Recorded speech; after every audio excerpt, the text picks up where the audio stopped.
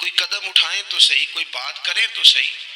اور یار پانی جتنا مرضی بھی میلا کچیلا ہو جائے، آگ بجھانے کے کام تو آتا ہے کہ نہیں؟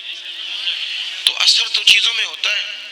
تو چڑیا نے اپنی چونچ میں، باقی تو نہ ساتھ چلی، تو اس نے اپنی چونچ میں پانی کے چند قطرے بھرے جتنے آ سکتے تھے، اور لا کے حضرت ابراہیم کے لیے جو آگ جلائی گئی تھی اس کے قریب چھوڑے. ادھر سے رب کا حکم آ گیا، آگ میرے ابراہیم پہ ٹھنڈی ہو جا.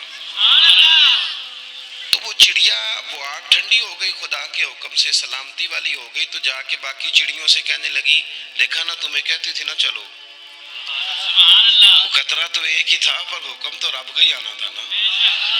تمہیں کہا تھا نا چلو، اگر تم میرے ساتھ چلتی تو ہو سکتا ہے سیلاب بھی آ جاتا اور حضرت ابراہیم کے سارے دشمنوں کو بہا کے بھی لے جاتا. ایک تو سب سے پہلے اپنی اہمیت کو سمجھیں. آپ محسوس کریں کہ ہم مسلمان ہیں. مسلمان جو ہوتا ہے نا اس کے ساتھ خدائی طاقت ہوتی ہے. نبی پاک صلی اللہ تعالی علیہ وسلم نے فرمایا دعا مومن کا ہتھیار ہے. اس کے ساتھ جو خدائی طاقتیں ہیں وہ کافر مشرک کے ساتھ نہیں. جب تک یہ سمجھ نہ لیتا کہ اللہ تعالیٰ کی طاقتیں، اس کا فضل میرے ساتھ ہے.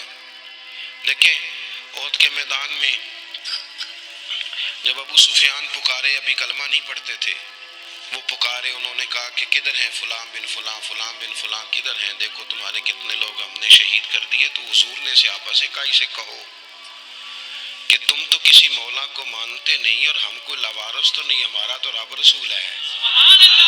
ان سے کہو ہمارے جو چلے گئے وہ شہید ہیں، جو بچ گئے وہ غازی ہیں. تو پہلے تو مسلمان یہ پہچانے، اور جب پہچان لے اچھے طریقے سے کہ میں مومن ہوں. دیکھیں نا، ہم نے ساری زندگی جٹ بن کے، بٹ بن کے، رائی بن کے گزار دی. کچھ چاہیے نا کہ زندگی کی کچھ 4 سال مسلمان بن کے بھی گزارے. اقبال کہنے لگے یوں تو سید بھی ہو، مرزا بھی ہو، افغان بھی ہو. دل کبھی کرتا ہے کہ اقبال سے پوچھوں آپ نے سب سے پہلے سید کا ہی نام لے دیا ہے. یوں تو سید بھی ہو، مرزا بھی ہو، افغان بھی ہو، اور تم سبھی کچھ ہو، بتاؤ کہ مسلمان بھی ہو. تو سب سے پہلی بات تو یہ کہ مسلمان کو سمجھنا. دوسری بات یہ کہ جب وہ سمجھ لینا کہ میں ایک مومن ہوں، جس طرح باپ ہونے کی حیثیت سے کوئی ذمہ داریاں ہیں، استاد ہونے کی حیثیت سے کوئی ذمہ داریاں ہیں، ہماری کسی جماعت کا مقتدا ہونے کی حیثیت سے ذمہ، اس طرح بحیثیت مومن بھی ہماری کچھ ڈیوٹیاں ہیں. اللہ تعالیٰ نے قرآن مجید میں فرمایا والعصر، محبوب آپ کے زمانہ پاک کی قسم ہو، ان الانسان لفی خسر، بے شک انسان نقصان میں، خسارے میں، سب انسان نقصان میں، الا الذین، سوائے ان لوگوں کے، آمنوا وعملوا الصالحات، جو ایمان لائے اور پھر نیک اعمال بھی کیے. نرا ایمان نہیں. آپ جہاں بھی قرآن مجید دیکھیں گے نا، اگرچہ بچائے گا نرا ایمان ہی بندے کو، لیکن یہ جو اعمال صالح ہے نا، یہ ایمان ہی کا ثمرہ ہے، یہ اس کا نتیجہ ہے، یہ اسی کی شاخیں. بندہ مسلمان ہو تو اس کے کام بھی تو مسلمانوں والے ہو نا. مومن ہو تو اس کا رویہ بھی مومنوں والا ہو. ایسا تو نہیں ہے نا کہ آپ زبردستی منوائیں گے اور کوئی کام نہ کرے وہ مومنوں والا، لیکن وہ کہے کہ میں تمہیں منوا کے چھوڑوں گا. فرمایا ایک تو ایمان لائے، اور مضبوط ایمان، تگڑا ایمان، اور پھر وہ اعمال صالحہ کرے، اس کے کردار سے، گفتار سے، اٹھنے سے، بولنے سے، بات کرنے سے، لین دین کرنے سے، معاملات کرنے سے، تجارت کرنے سے اسلام چھلکے، اس کا لب و لہجہ مسلمان ہو.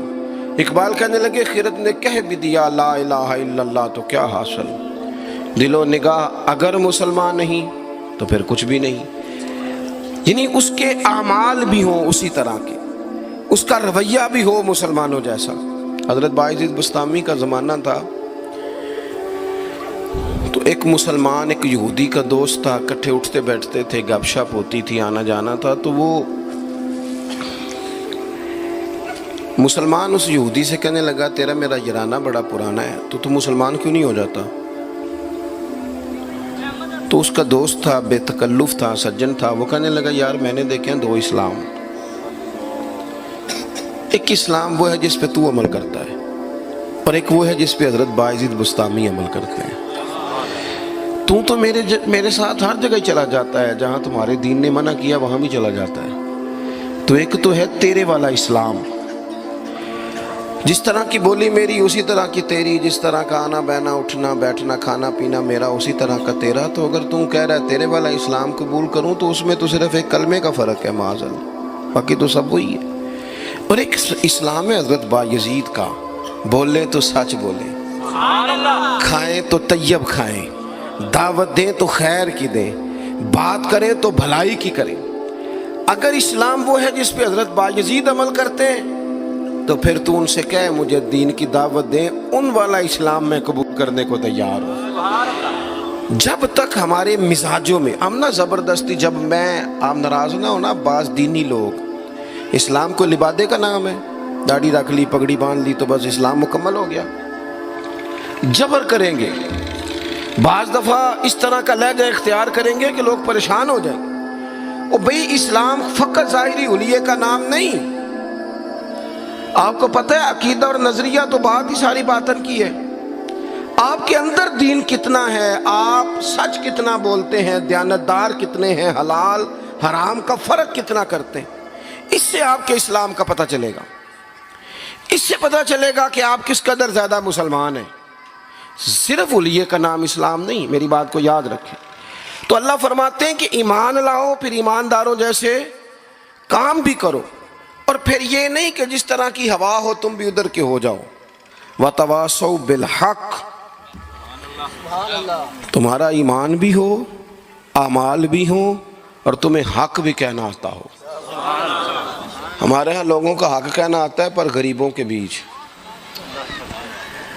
میں جی ہمیشہ سچ بولنا کدے نال، ماڑے بندیاں نال، میری گل کھری کرنا بھی، تو کھری گل ڈی ایس پی دے منہ تے کری جا کے تیرا پتہ لگے، یہ جڑی تو کھری گل کرنا ہے نا، دیکھو نا جی آپ سارے لوگ مجھ سے پیار کرنے والے ہیں، میں جو مرضی کہوں آپ نے کہنا ہے ماشاءاللہ، محبت سے ہیں نا آپ۔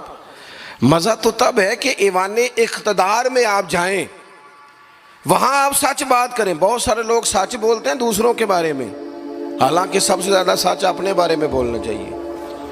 لوگوں کے عیب چھپانے کو حکم ہے، وہ دنیا بیان کرتی ہے، اور اپنے لیے استغفار کا معاملہ ہے، وہاں لوگ دعویٰ نیکی کر جاتے ہیں۔ حق بات کی جائے، حق، اور یہ بات یاد رکھ لیں، جب آپ حق کے دائی ہیں پھر آپ کہیں میں سکون تلاش کروں، رات کو آرام سے سوؤں، دن کو موج سے کھاؤں، یہ ہو نہیں سکتا۔ حق کا رستہ بہرحال اس میں سپیڈ بریکر بھی آتے ہیں، اس میں کانٹے بھی آتے ہیں، اس میں تکلیفیں بھی۔ حضرت جنید بغدادی نے ایک بندے کا جنازہ پڑھا تو لوگ کہنے لگے جی سارے ہی انہوں چنگا آندے رہے، بندہ ہی کمال تھا، کسے کو شکوہ ہی نہیں، سب ہی اچھا کہتے۔ حضرت جنید بغدادی فرمانے لگے اوہو غلطی ہو گئی، منافق کا جنازہ پڑھ لیا، یہ تو جس کے منہ پہ جاتا تھا اسی کا ہو جاتا تھا۔ آپ فرمانے لگے اگر سچی بات کرتا تو کچھ نہ کچھ مخالف بھی ہوتے۔